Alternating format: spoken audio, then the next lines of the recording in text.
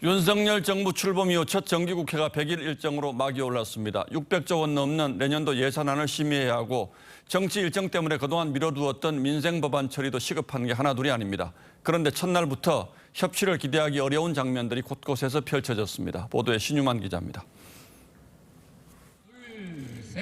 여야 국회의원들이 국회 본관 앞에 모여 기념사진을 찍습니다.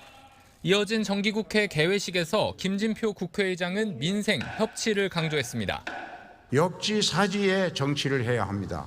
정치 지도자들부터 서로 협력해야 합니다. 먼저 솔선수범하고. 의장의 당부에도 여야는 내년도 예산 639조를 두고 신경전을 벌였습니다.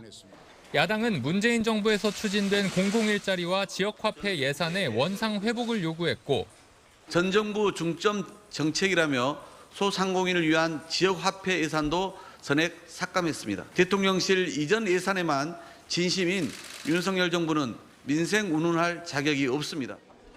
국민의힘은 문재인 정부의 방만한 재정을 바로잡는 건전재정이라고 맞섰습니다.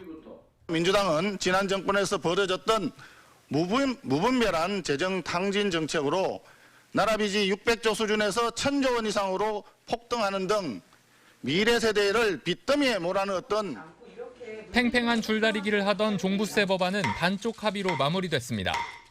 여야는 먼저 일시적 2주택자와 1주택자 중 고령자와 장기 보유자에 대해선 종부세 부담을 덜어주기로 했습니다. 해당 개정안은 국회 기재위를 통과했고 7일 본회의에서 처리될 예정입니다. 다만 개정안의 핵심인 특별공제 금액 설정 등은 합의에 실패했습니다. 앞서 여당은 종부세 부과 기준을 14억 원에서 12억 원으로 내리자는 절충안을 제시했지만 야당의 반대로 다시 논의하기로 했습니다. 김건희 특검법 논란과 이재명 대표 부부에 대한 수사를 두고도 여야의 힘겨루기는 정기국회 내내 이어질 전망입니다. TV조선 신유만입니다.